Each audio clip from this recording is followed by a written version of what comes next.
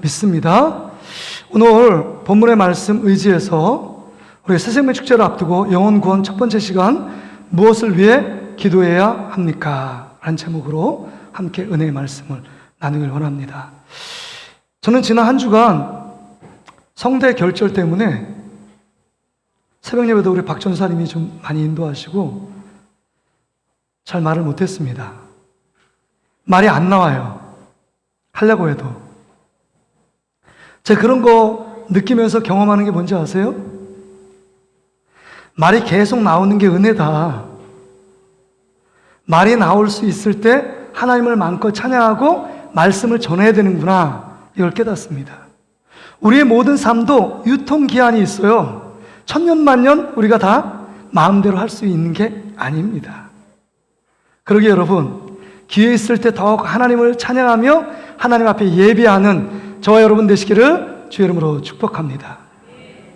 오늘 본문에 보면 지금 마가복음 9장이 나왔는데 이 모든 말씀은 마태복음 17장, 그 다음에 누가복음 9장, 지금 오늘 본문 마가복음 9장에 등장하는 변화산 사건 이후에 지금 산 밑에의 삶을 보여주고 있는 것입니다. 산 위에서 지금 예수님이 베드로, 요한, 야고보 3명을 데리고 산 위에 높은 곳에 올라갔습니다. 여러분이 잘 알고 있는 변화산에 올라간 것입니다. 올라가서 정말 예수님이 엄청나게 변화되는 사건, 어떤 세상에서 세탁이나 빨래를 해도 이렇게 휘어질 수 없을 정도로 그 옷에서 광채가 났다고 그랬습니다. 그런데 그때 예수님이 모세와 엘리야와 함께 3명이 대화하는 장면, 예수님이 십자가에 죽으심과 부활하신 앞으로 천국이 어떻게 펼쳐질 거에 대한 말씀을 하신 것입니다. 그 광경을 보았던 베드로가, 나서기 좋았던 베드로, 너무 황홀한 광경입니다. 너무 영광스러운 광경입니다. 천국의 모형을 지금 보고 있습니다. 너무 좋은 나머지 자기가 어떤 말을 하고 있는지조차 모릅니다. 초막셋을 짓해요. 하나는 예수님, 하나는 모세, 하나는 엘리야. 그럼 여기서 천년만년 살자는 겁니다. 자기의 집 처소가 없어도 좋다는 거예요. 너무 좋은 겁니다. 이 천국의 모형을 보면서.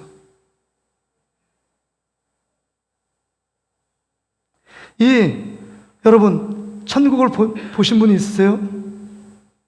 천국을 보았다면 다른 모든 것이 생각이 안 날 정도로 이 베드로가 너무 기쁨과 감격 가운데 벅차 있는 감정을 표현하고 있습니다.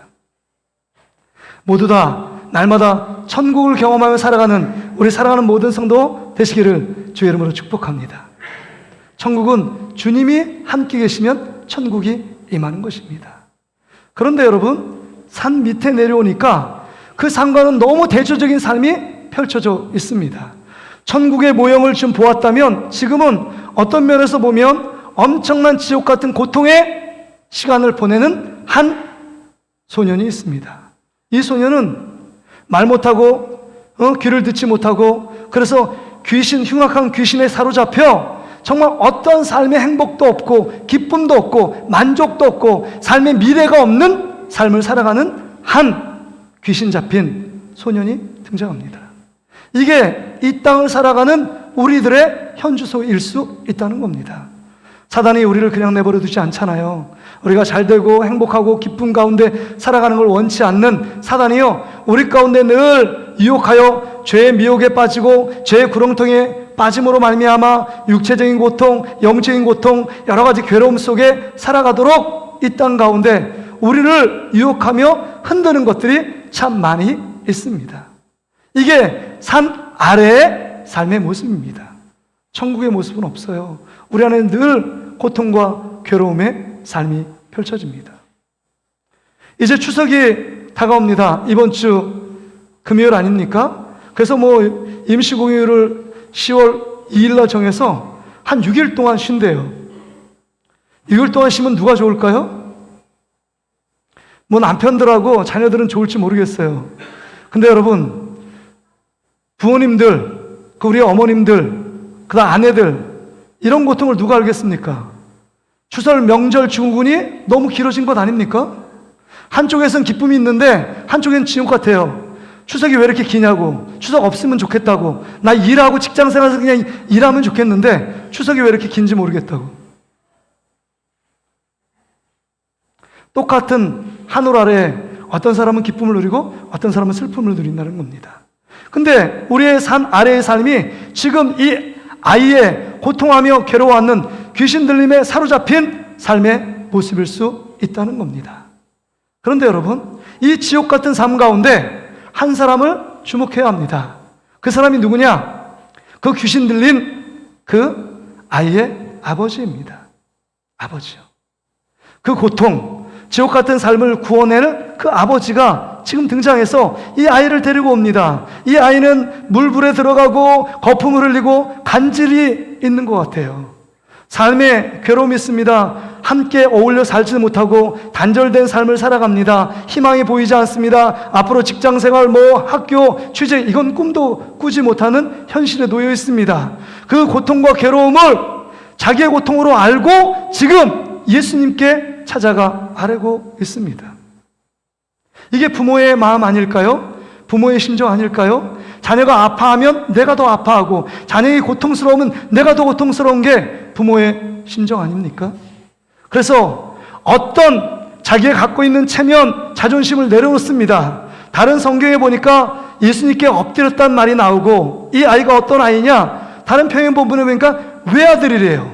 외아들. 하나밖에 없는 아들입니다.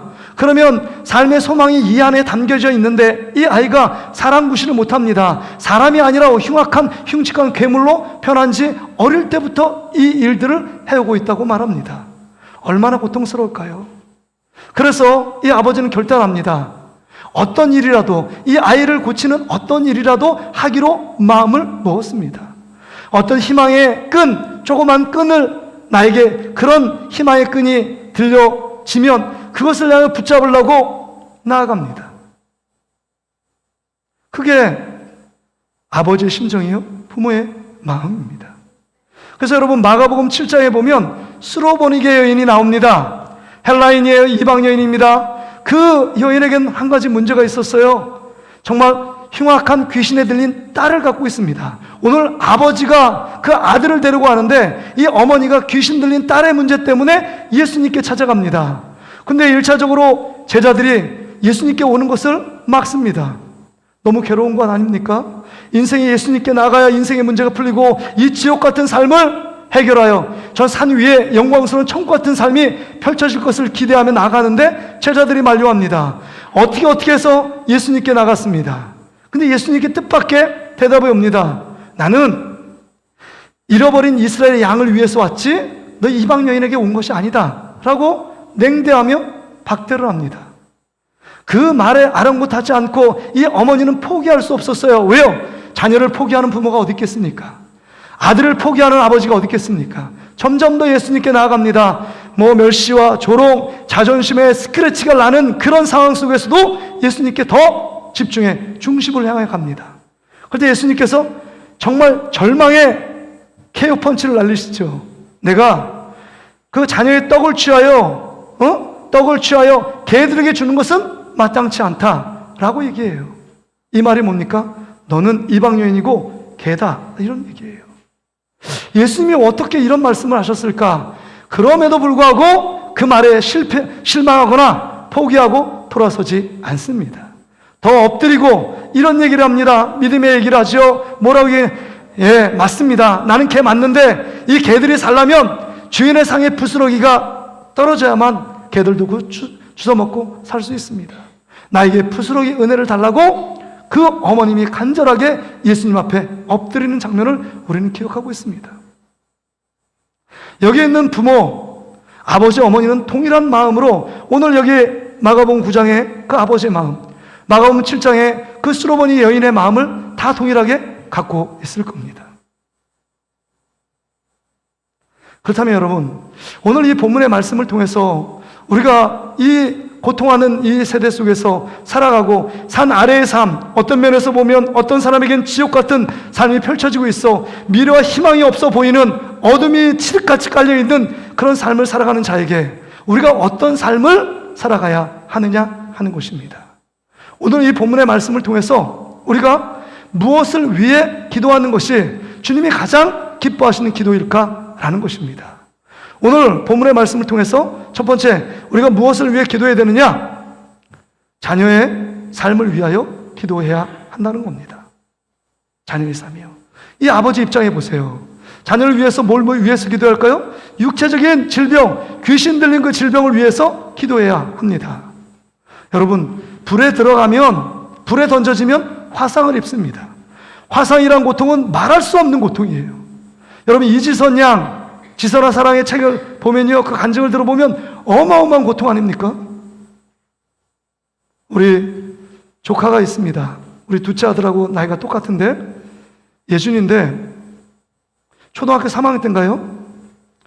이리 중앙교회 우리 매형이 부목사 생활을 할 때, 거기서 22,900볼트의 고압에 감전됐습니다.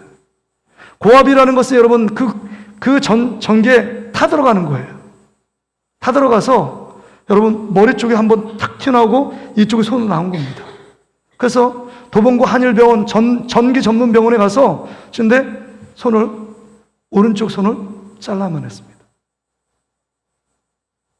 근데 그 고통이라는 것은 드레싱하며 제 아내가 얘기하더라고요. 함께 들어갔는데 그 고통 울부짖으며 정말 지옥의 불 같은 고통을 울부짖으며 참아내는 그 조카의 모습 보면서 엄청 힘들었다.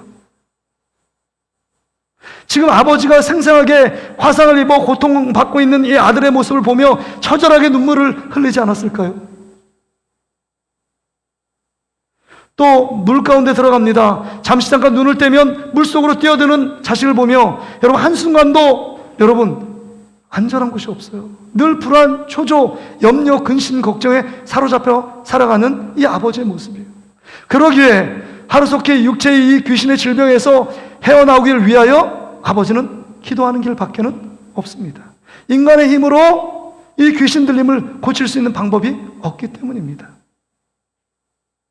그런데 우린 여기까지는 여러분 많은 사람들이 기도합니다. 육체적인 질병을 낫기 위하여, 우리 자녀들의 소원을 들어주기 위하여, 이걸 위하여 간구를 열심히 합니다. 하여튼 있는 돈 없는 돈, 아이들이 공부하는 일이라면 학원도 보내고 더 좋은 환경에 놓이기 위해서 더 애쓰며 수고하는 것이 부모의 마음입니다. 그런데 우리의 문제는 뭐냐? 자녀의 영혼을 위하여 기도하지 않는다는 겁니다. 자녀의 영혼을 위해서. 여러분 어떠십니까? 자녀의 영혼을 위해서 기도하십니까? 지금 이 사단에 잡혀있고 귀신의 올무 가운데 붙잡혀서 그 인생이 정말 나락으로 떨어져 정말 행복이라는 것은 꿈도 못 꾸는 정말 먼 나라 이야기처럼 펼쳐지고 있는 이 자식의 현실을 보며 이 영혼도 안타깝게 구원받아야 되고 예수님께 고침받아야 될 영혼이라고 생각하며 여러분 영혼을 주님 앞에 올려놓고 있느냐 하는 것입니다. 이 아이는 지금 귀신 들려서 고통 가운데 있지만 우리의 자녀들의 모습을, 영적인 상태를 보세요. 여러 가지 중독 가운데 빠져 있는 삶은 모습 아니세요? 세상의 성공이라는 중독, 출세라는 중독, 그 다음에 여러 가지 공부라는 중독, 그 다음에 어떤 사람은 정말 성중독, 그 다음에 여러 가지 자기가 좋아하는 것들에 매여 있어 옴짝달싹할 수 없는 그 영적인 상태를 보며 여러분이 안타까워 하나님께 부르시며 기도하고 있느냐 하는 것입니다. 목사님, 우리 자녀는 건강하기도 하고 공부 잘해서 자기 나름대로 뭔가를 할 수 있습니다. 그리고 대학도 나왔고 그 다음에 앞으로 직장도 취업해서 여러 가지 자기 앞가림은 다 할 수 있습니다. 그렇기 때문에 여러분의 영혼이 안전합니까? 제가 분명히 말씀드릴 수 있는 것은 정말 예수 그리스도의 영으로 사로잡혀 있지 않으면 그 사람이 인정하든 여러분이 인정하지 않든 그 영혼은 사단에게 붙잡혀 있는 것입니다.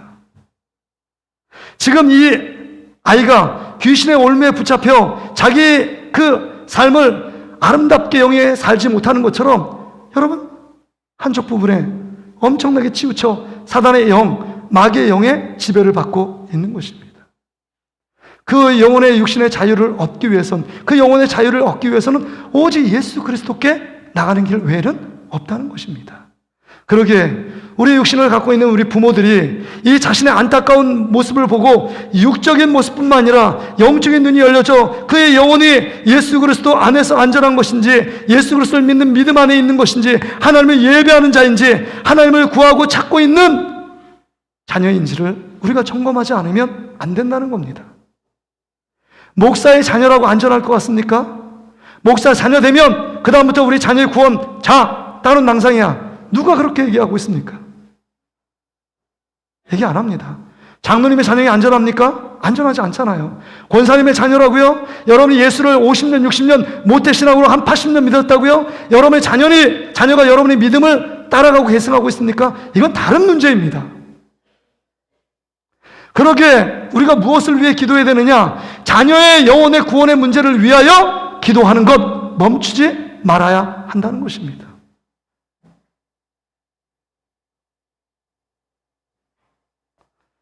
심지어 여러분의 자녀들이 교회와 하나님께 예배 드려도 그 영혼을 계속적으로 점검해 봐야 합니다. 그 안에 중심에 예수 그리스도가 있는지, 그 안에 정말 주님을 사랑하는 마음이 있고 하나님 앞에 정말 하나님 앞에서의 삶을 살고 있는가 점검해 볼 필요가 있다는 겁니다.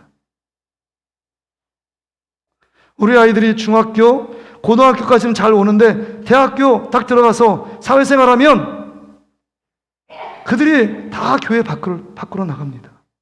교회 안으로 들어오지 않습니다. 왜 그럴까요?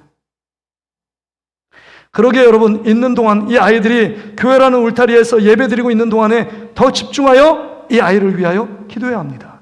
믿지 않는 자들은 더 두말할 것이 없습니다. 믿지 않는 자를 위해 기도해야 합니다. 근데 여러분, 우리가 왜 자녀들을 위하여 이렇게 열심으로 기도하지 않을까요? 기도하다가 한두 번 기도하다가 이 아이가 돌아오거나 믿지 않고 교회 와야지 그런 말 듣지 않으면 우리는 쉽게 포기합니다. 왜 그럴까요? 우리 안에 믿음이 없기 때문입니다. 그래서 우리가 두 번째 하나님께 기도해야 될 것은 우리의 믿음 회복을 위하여, 우리의 믿음의 충만함을 위하여 기도해야 합니다. 그래서 예수님께서 오늘 19절에 이렇게 말해요. 대답하여 이르되 믿음이 없는 세대여, 내가 얼마나 너희와 함께 있으며 얼마나 너희에게 참으리요, 그를 내게로 데려오라. 믿음이 없는 세대라고 얘기합니다. 믿음이 없는 세대.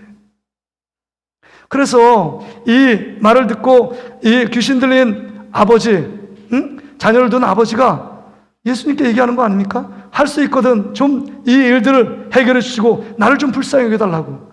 예수님이 할 수 있거든. 근데 예수님이 하신 말씀이 23절에 보세요. 예수께서 이르시되 할 수 있거든이 무슨 말이냐? 믿는 자에게는 능히 하지 못할 일이 없느니라. 믿는 자에겐 하지 못할 일이 없대요. 그래서 24절에 곧 그 아이의 아버지가 소리를 질러 이르되 내가 믿나이다. 나의 믿음 없는 것을 도와주소서. 우리도 하나님 아버지께 이렇게 고백해야 합니다. 나의 믿음 없음을 도와달라고, 나에게 충만한 믿음을 회복시켜달라고 기도해야 한다는 것입니다. 우리가 예수 그리스도를 향한 믿음, 하나님을 향한 믿음이 떨어져 있기 때문에 기도하다가 포기하고 중단하는 많은 부모들을 봅니다. 여러분, 그래서 우리의 문제는 지금 보면 믿음 없는 것이 문제입니다. 지금 이 아이, 귀신 들린 아이의 믿음을 보고 예수님이 고쳐준 게 아닙니다. 이 아버지의 간절한 믿음을 보고 고쳐주셨습니다. 여러분의 믿음을 통하여 여러분의 자녀들이 변화될 걸 믿습니다. 여러분의 믿음의 기도가 여러분의 자녀를 구원으로 인도해 가실 줄 믿습니다. 여러분의 기도예요. 믿음 있는 여러분의 기도가 여러분이 한 영혼을 생명으로, 영생으로 인도할 수 있다는 겁니다. 그러게 여러분, 진짜 우리가 간구해야 될 것은, 우리는 돈 없을 때 돈 생기라고 기도하고, 건강 잃을 때 건강을 위해서 기도하고, 그 다음에 자녀를 위해서 여러 가지를 위해서 기도합니다. 육신적인 문제를 놓고 늘 기도합니다. 근데 가장 큰 문제는 우리의 믿음 없음을 놓고 하나님께 기도해야 합니다. 우리의 믿음이 회복되면 예수님이 보입니다. 예수님께 나아가 우리의 결핍, 우리의 부족, 우리의 약함을 주님께 맡길 수 있습니다. 기도로 맡길 수 있어요. 이 당시엔 예수님께 찾아갔지만 지금 우리 시대에 예수님을 찾아가고 예수님을 만나는 방법은 기도로 예수님을 찾아가고 기도로 예수님을 만날 수 있다는 겁니다. 여러분은 믿음이 얼마나 있느냐 하는 것입니다. 예수님이 어떤 분이신지를 여러분 어떻게 생각하고 있습니까? 예수님이 어떤 분이십니까? 예수를 믿으면 내가 구원받는 믿음, 그 믿음으로 끝나고 있지 않습니까? 진짜 예수 그리스도를 믿으면 구원받는 믿음이 그게 실제라면 우리가 자녀를 위해서 기도하는 그 기도도 하나님께 듣고 계시고 응답하신다는 믿음이 우리 안에 있어야 한다는 겁니다.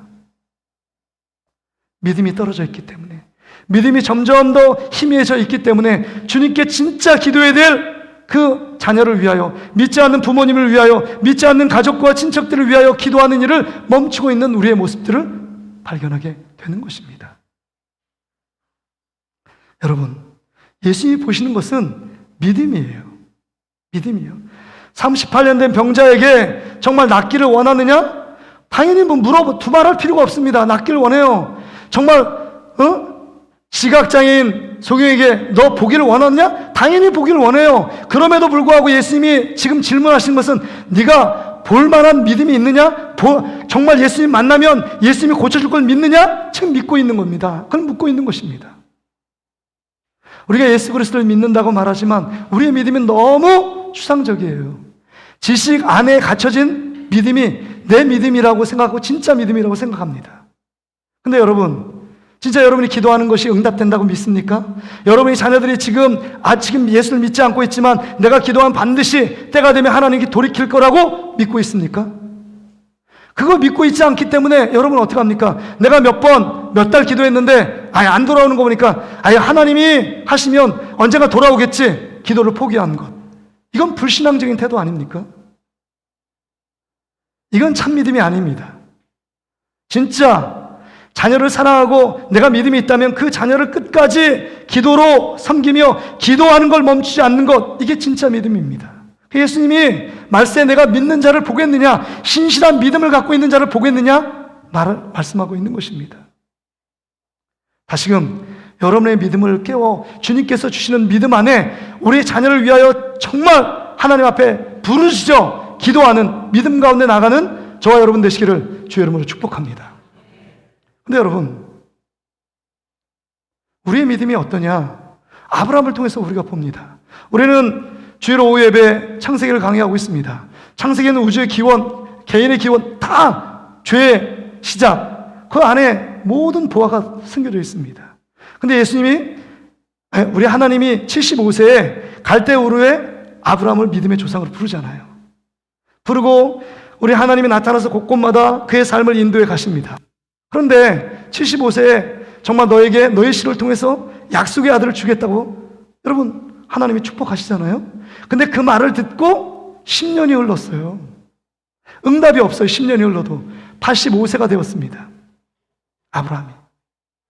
그러니까 하나님을 믿는 믿음이 떨어진 거예요. 그러니까 아내 사라를 통해서 하갈 몸종을 통해서 이스마엘을 얻습니다. 그 나이가 86세. 하나님이 아브라함에게 믿음으로 살지 않는 아브라함이 실망하잖아요. 지금까지 너를 인도한 게 난데, 너가 아무것도 없을 때 지금까지 인도한 게 난데 네가 지금 뭐 하나 잘하는 게 있니? 나를 믿음 가운데 지금까지 왔고 신뢰했는데 86세 딱 주님이 나타나지 않습니다. 몇 년 동안이요? 99세까지요. 13년 동안 나타나지 않습니다. 그리고 나서 창세기 17장 1절에 이렇게 말씀합니다. 같이 한번 읽어볼까요? 시작. 아브라함이 99세 때에 여호와께서 아브라함에게 나타나서 그에게 이르시되 나는 전능한 하나님이라. 너는 내 앞에서 행하여 완전하라. 지금 뭐라고 말씀하십니까? 하나님이 나는 전능한 하나님이라. 내가 전능한 하나님이라면 75세에 약속한 그 말씀이 내가 이루지 못할 하나님이냐? 하나님 말씀은 능치 못함이 없는데 네가 신실하게 내 약속의 말씀을 믿고 따랐다면 내가 주시지 않겠느냐? 라고 아브라함을 책망하고 있는 것입니다.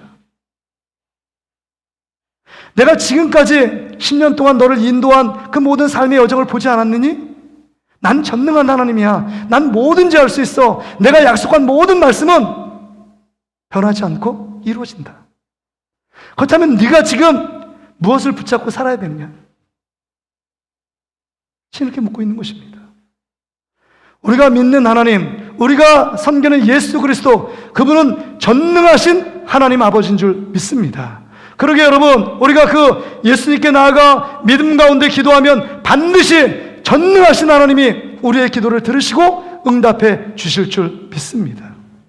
근데 우리 믿음이 연약해져 있고, 연약해지기 때문에 인간의 방법으로 동원하고 내 인간의 짓거리만한 이성과 상식과 내가 갖고 있는 지혜를 갖고 이 어려움을 타개해 보려지만 늘 헛도는 인생입니다. 그게 우리의 모습이에요. 그러게 여러분, 우리가 지금 하나님을 향한 믿음을 갖고 나가고 있는지를 돌아보아야 합니다. 우리를 일으키는 것은 7번 넘어져도 8번 일어날 것은 우리 안에 있는 믿음입니다. 여러분, 지금 추석 연휴가 되었지만, 돌아오지만 우리의 경제가 너무 힘들대잖아요. 너무 힘들대요. 전에 저한테 확신만 성령만 제자반 했던 우리 집사님이 전화가 왔어요. 그래서 전화를 이렇게 받는데, 그분이 인쇄하시잖아요. 우리 교회 이런 현수 막 인쇄하시는 분이거든요. 근데 어떻게 지내십니까? 그러니까, 목사님 잘 지내고 있어요. 사업은 어떠세요? 너무 힘들다는 거예요. 이렇게 힘든 적이 없대요. 근데 위로가 되는 건 뭐가 위로가 되냐면, 자기만 힘든 게 아니라 옆에 있는 사람도 다 힘들다는 거예요. 그래서 나만 힘들다 말을 못한대요. 목사님 저만 힘들다 말 못해요. 다른 사람 다 힘듭니다. 지금 저 버티고 있어요. 버티고 있습니다. 이런 얘기하더라고요. 안 힘든 사람이 없어요. 초등학교 아이들도 힘들대요. 10대 자살률이 OECD가 최고랍니다. 우리나라가. 10대가 뭘 알겠어요. 꿈도 제대로 펼치지 못한 그 세대와 나이 아닙니까? 그런데 여러분, 이 어려운 시기를 극복할 힘이 우리 안에 있지 않습니다. 우리가 하나님 주신 믿음으로 충만해가고 믿음으로 살아갈 때 이 어려움들을 이길 수 있다는 것입니다. 이 아버지가 포기하지 않을 수 있었던 것은 여러분, 믿음이 있었기 때문입니다. 바라기는 우리 동식교회에 살아가는 모든 성도들이 믿음을 회복하기를 주의 이름으로 축복합니다. 나의 믿음의 연약함을 주님께 간구하며 믿음의 회복, 믿음의 충만함을 위하여 하나님께 간구하는 저와 여러분 되시기를 주의 이름으로 축복합니다. 다른 것 구하기 전에 우리의 믿음의 회복, 나의 믿음 약함을 도와달라고 하나님께 간구할 때마다 우리의 말씀을 듣는 우리에게 하나님께서 믿음을 물붓듯이 부어주실 줄 믿습니다. 하나님을 향한 믿음, 예수를 굳건히 신뢰하는 믿음, 그 믿음이 세상을 이겨내고 이 어려움, 귀신 들린 이 아이를 데리고 있지만 그 어려운 문제를 타개하고 극복해낼 수 있는 것입니다. 마지막으로 우리가 뭘 위해서 기도해야 되느냐?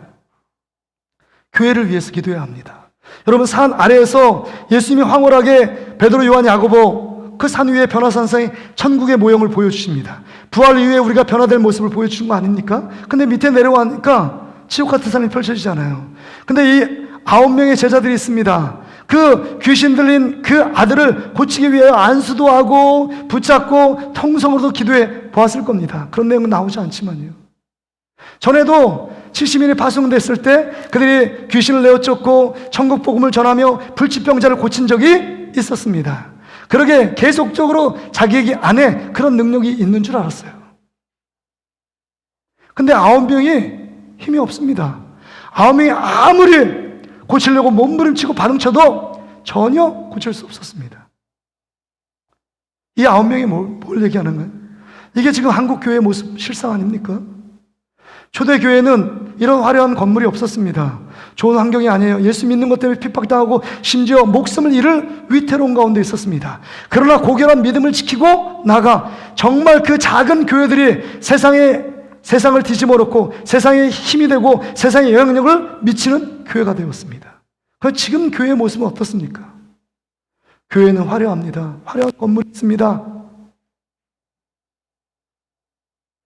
좋은 환경입니다. 그런데 세상을 변화시키지 못하는 우리의 모습들을 보게 되잖아요. 더 예수 믿지 않는 사람들에게 질탄의 대상이 되고 손가락질 받는 대상이 되어 지은 지 오래됐습니다.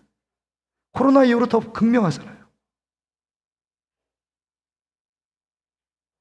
교회가 다시금 일어나야 합니다. 교회는 건물이 아니잖아요. 우리가 교회잖아요. 한번 따라합시다. 우리가 교회입니다. 다시 한번 나는 교회입니다. 내가 교회잖아요. 나의 연약함을 보세요. 믿음이 떨어지니까 내 교회가 허물어져가는 모습을 보게 되잖아요. 진짜 하나님이 원하는 기뻐하는 교회, 하나님이 원하는 힘 있는 교회, 하나님이 원하는 영향력을 세상 가운데 발휘하는 빛과 소금의 역할을 감당하기 위해서는 다른 것 없습니다. 예수 그리스도를 철저히 의지하고 붙드는 교회가 강력한 교회, 건강한 교회, 하나님이 기뻐하는 교회인 줄 믿습니다. 제가 기도하면서 어떤 교회가 하나님이 바른 교회, 강력한 교회일까? 여러분 사도행전 3장 6절의 말씀이 기록되어 있어요. 한번 읽어볼까요? 시작.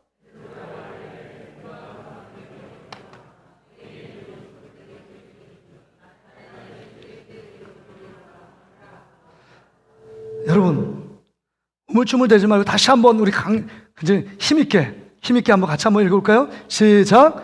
베드로가 이르되 은과 금은 내게 없거니와 내게 있는 이것을 내게 주노니 나사렛 예수 그리스도의 이름으로 일어나 걸으라. 여러분 세상에 있는 은과 금은 우리 안에 없을 수도 있어요. 교회는 예산 자랑하고 돈 자랑하는 그 사람은 진짜 믿음이 있는지 의심해 봐야 합니다. 사람 숫자 자랑하는 거. 세상적인 환경은 열악할 수 있습니다. 그러나 꼭 있어야 될 게 뭐냐? 내게 있는 것으로 내게 주노니 나사렛 예수 그리스도의 이름으로 너를 걸으라. 예수 그리스도 그분을 주고 있는 것입니다. 여러분 안에 예수 그리스도를 믿는 믿음이 있느냐? 예수 그리스도가 여러분 안에 살아있느냐? 이건 진짜 강력한 교회고 힘 있는 교회, 주님이 기뻐하는 교회의 모습입니다. 우리가 작은 숫자가 모였지만 목장 안에서, 기관 안에서 예수를 자랑하고 예수님을 찬양하고 예수 안에서 서로 연약함을 이야기하고 연약함을 함께 공유하며 함께 예수님을 찬양하며 높인다면 그것은 하나님이 기뻐하는 강력한 공동체인 줄 믿습니다. 여러분 소아시아 7교회 중에 라오디아 교회만큼 큰 교회가 없습니다. 라오디아 교회 화려한 교회입니다. 능력이 많다고 말하는 교회입니다. 그리고 성도들이 부유했습니다. 그래서 자기가 진짜 믿음으로 하나님이 축복한 교회라고 생각했습니다. 그러나 영적인 실상은 무엇입니까? 계시록 3장 20절에 내가 문 밖에서 서서 기다린대요. 예수님이 그 공동체 안에 그 교회 가운데 임재하시는 것이 아니라 그들의 삶 가운데 교회 바깥에서 서성이며 그들의 마음에 문을 두드리고 있는 것입니다. 예수님이 없습니다. 그의 신앙생활에, 그들의 예배생활에, 그들의 봉사생활에 예수님이 없습니다. 그런데 서머나 교회 너무 반대되는 교회입니다. 작은 교회입니다. 핍박이 있습니다. 환란이 늘 일상적으로 있는 교회입니다. 그럼에도 불구하고 서머나 교회는 너는 부유한 교회라고 말합니다. 가진 게 아무것도 없습니다. 왜 부유한 교회입니까? 예수 그리스도의 이름의 권세와 능력을 갖고 있고 예수 그리스도를 믿는 믿음을 갖고 죽어도 살겠고 살아서 나를 믿는 자는 영원히 죽지 않는다는 예수를 믿는 그 부활신앙으로 그들이 똘똘 뭉쳐있기 때문에 작은 교회였지만 엄청난 반향을 일으키고 선한 영향을 미치는 교회였다는 사실을 기억해야 합니다. 그렇다면 여러분, 우리 교회의 모습은 어떠냐 하는 것입니다. 우리도 하나님이 기뻐하시는 모습으로 본질을 추구하며 주님이 원하시는 말씀대로 순종하는 교회가 되어야 합니다. 예수 그리스도를 증거하고 예수 그리스도를 자랑하고 예수 그리스도를 높이는 교회가 되어야 될 줄 믿습니다. 그러기 위해서 여러분 힘들고 어렵지만 우리는 10월 22일 날 새생명 축제를 선포하며 5주밖에 안 남았습니다. 우리가 함께 우리의 힘으로 안 되기에 먼저 하나님께 무엇을 기도해야 됩니까? 그 영혼을 불쌍히 여겨달라고 하나님 앞에 믿음으로 간구하며 나가야 합니다. 이제 우리가 조금 이따 기도할 텐데 여러분 아직도 믿지 않는 여러분의 자녀들이 있습니까? 믿지 않는 부모님들이 있습니까? 믿지 않는 형제 자매들이 있습니까? 여러분 추석 때 만날 거 아닙니까? 세계관이 틀리잖아요. 그들의 말은 꼭 세상적인 말밖에 없어요. 구원에 이른 말이 없습니다. 그럼 그 영혼을 불쌍히 여기고 예수 앞으로 내가 인도하기 위하여 영적으로 무장되고 그 영혼을 위하여 기도하는 것이 선행되어야 합니다. 그리고 한 영혼 한 영혼을 예수께로 인도해야 합니다. 저는 참 속으로 많이 눈물을 흘렸어요. 5월 달에 우리 가정초청주일 했잖아요. 가정의 달 맞아서.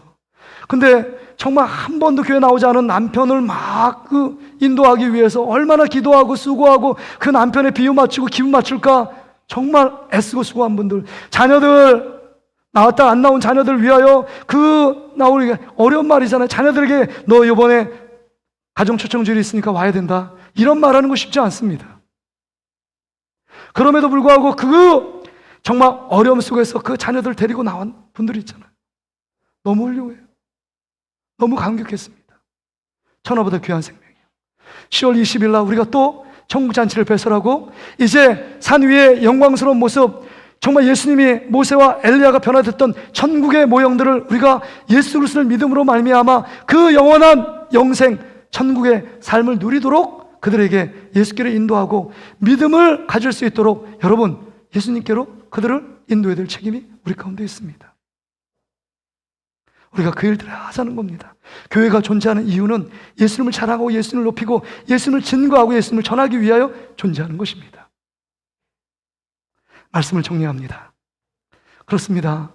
우리가 정말 우리의 아이들에게, 우리의 친척들에게 복음을 전하고 그들을 예수께로 인도하기 원하는 마음이 있어요. 근데 마음은 있는데 그럴 능력이 없잖아요. 근데 지금 제자들의 모습이 똑같은 것 아닙니까? 예수님께 그 모든 무리를 다 파하고 예수님께 물어보잖아요. 예수님, 우리는 왜 예수님처럼 귀신을 쫓지 못했습니까? 그때 예수님이 하시는 말씀이 뭐예요? 마가복음 9장 29절에 이렇게 말씀합니다. 이르시되 기도 외에 다른 것으로는 이런 종류가 나갈 수 없느니라. 여러분, 기도 외에는 다른 유가 나갈 수 없어요.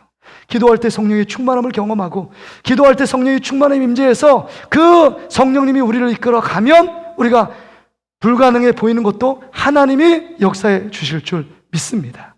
그러게 여러분, 지금 우리가 할 일은 정말 보잘것없고 전혀 불가능해 보이고 전혀 움직일 것 같고 움직이지 않을 것 같고 전혀 응답이 없을 것 같은 그 사람을 향하여 우리는 하나님께 기도하며 선포해야 합니다. 그러면 하나님께서 그 마음, 완악한 마음을 녹이시고 하나님의 때 그 자녀들을 불러주실 줄 믿습니다. 하나님을 신뢰하세요. 여러분, 지금까지 아무것도 기도하지 않았다면 진짜 작정하고 집요하게 기도해야 합니다. 우리가 어떤 것을 이루려면 집요하게 그것을 끝까지 포기하지 않고 어떤 일을 이뤘기 때문에 사업도 성공하고 직장도 승진하는 사람들을 보면 그거 아닙니까? 여러분, 요한복음 16장 24절에 예수님이 우리에게 위로하며 이런 말씀을 하십니다. 같이 한번 읽어볼까요? 시작. 지금까지 너희가 내 이름으로 아무것도 구하지 아니하였으나 구하라 그리하면 받으리니 너희 기쁨이 충만하리라. 한번 따라봅시다. 구하라 그리하면 받으리니 여러분의 안에 기쁨이 충만하대요. 이제 여러분, 구하는 것은 우리의 몫입니다. 받게 하시는 것은 하나님의 몫인 줄 믿습니다. 여러분의 이뤄진 영혼들이 세상 가운데 방황하여 지금도 사나리에 지옥같이 살아가고 사단에 붙잡혀 사는데도 붙잡혀 사는지 모르고 사단의 종로로 타고 사단에 매여 있어 진정한 행복과 진정한 영생을 모르는 그들을 향하여 우리가 어떻게 삶을 그들에게 인도할 것인가? 산 위의 영광스러운 모습이 우리가 가야 될 본향인 줄 믿습니다. 그 고통 가운데 있는 자들을 예수께로 인도하는 저와 여러분 되시기를 주 이름으로 축복합니다. 우리 같이